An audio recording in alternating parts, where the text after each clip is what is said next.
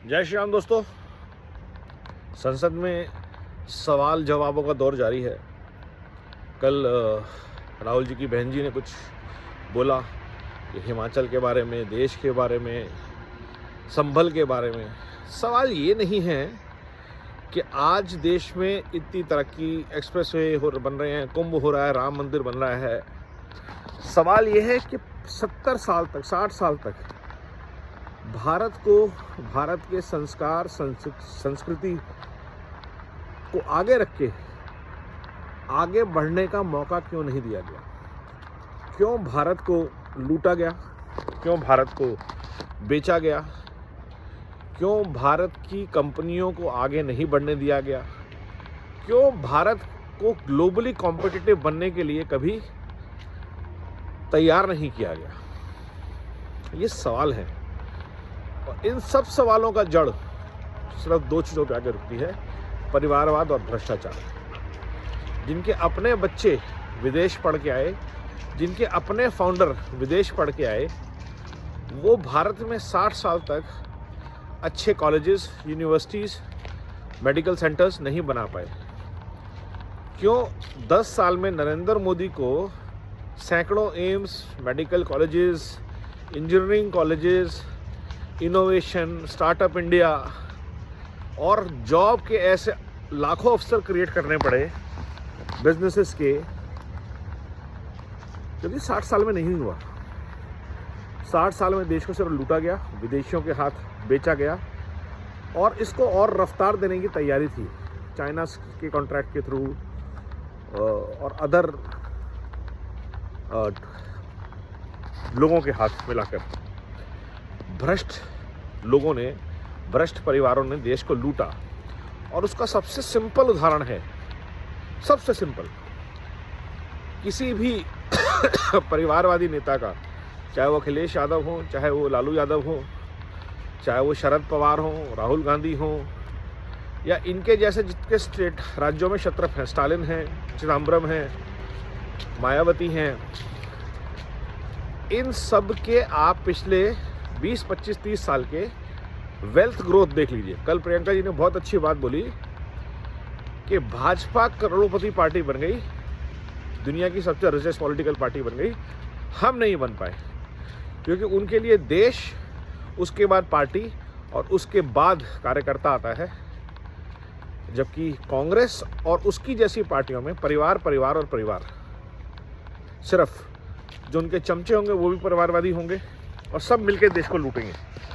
तो इसलिए देश को खोखला किया, पार्टी को खोखला किया, सिर्फ अपने थैले भरे, अपने घर भरे, अपने महल बनाए। वरना प्रियंका गांधी का हिमाचल में इतना आलीशान बंगला कहाँ से बना? दिल्ली में इतनी रियल एस्टेट जिसका रेंटल आता है इनके पास, कहाँ से आई? कौन से सोर्सेज ऑफ इनकम थे? और ये इनकी लेगेसी नहीं है, 4 पुश्तें गिन लीजिए, मोतीलाल नेहरू के टाइम से लेकर के आज तक। तो इस परिवार ने और इस परिवार से निकले हुए रक्त बीजों ने सिर्फ देश को लूटा। इसलिए जब 10 साल में देश की लूट बंद हुई तो अरबों रुपया किसानों के पास, अरबों रुपया देश की तरक्की में, अरबों रुपए के रोजगार, भारत से आईफोन एक्सपोर्ट होने शुरू हो गए, भारत ग्लोबल लेवल पे वेपन्स को एक्सपोर्ट करने लग गया है। आज भारत की जो कैपेसिटी है चाइना +1 गेम में बढ़ती जा रही है। हाँ, अभी भी ज़रूरत है और चीज़ें करने की, लेकिन उसमें बहुत बड़ी बाधक है कि भारत की कैपेसिटीज रेडी नहीं है। और जो 60 साल में हमने गंवाया है वो 10 साल में हम पालें, थोड़ा सा मुश्किल काम है, लेकिन काम चालू है। एटलीस्ट 10 साल में एक मिनिस्टर पर भ्रष्टाचार का आरोप नहीं है, एक मिनिस्टर पर। ये बहुत बड़ी अचीवमेंट है।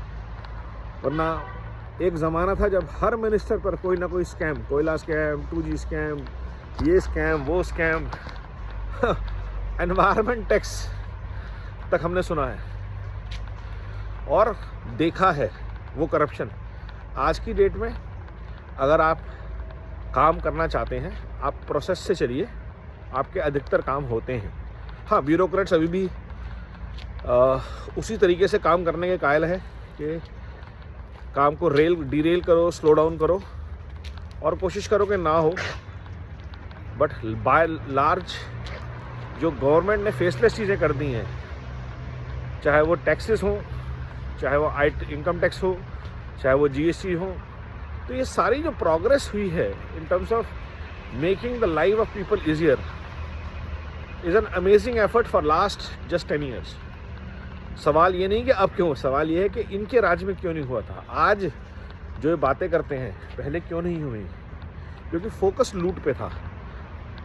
भारत में 1000 एम्स बन सकते थे, भारत में 10,000 degree colleges, medical colleges, engineering colleges बन सकते थे।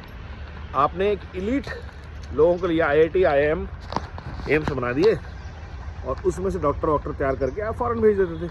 आपकी सप्लाई चालू रहे, मैन पावर सप्लाई का अड्डा बना लिया आपने। आज जब देश निर्माण की बात आई है, भारत का इनोवेशन इंडेक्स कम है, हमारे पास अपनी टेक्नोलॉजी IP नहीं है। पहली बार देश में किसी कंपनी ने 5G अपना रोल आउट किया, रिलायंस ने।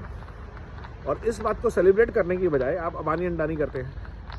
वर्ल्ड क्लास स्पोर्ट्स और इंफ्रास्ट्रक्चर अडानी डेवलप कर रहे हैं देश के लिए, सोलर प्लांट डेवलप कर रहे हैं, लेकिन आपको क्या करना है, जिन लोगों से आप पैसे खाते थे ग्लोबल लेवल पे, जिनको देश बेचते थे, उनके कहने पे आपने देश में अराजकता फैलानी है। तो भारत को बचना होगा इन षड्यंत्रकारियों से, इस लूट झूठ और फूट की राजनीति करने वाले परिवारवादों से, भ्रष्टाचारियों से। बार बार बोलता हूँ, यही हैं डीप स्टेट के एक्टर्स इंडिया में, और यही हैं लाल जिहाद के सपोर्टर्स।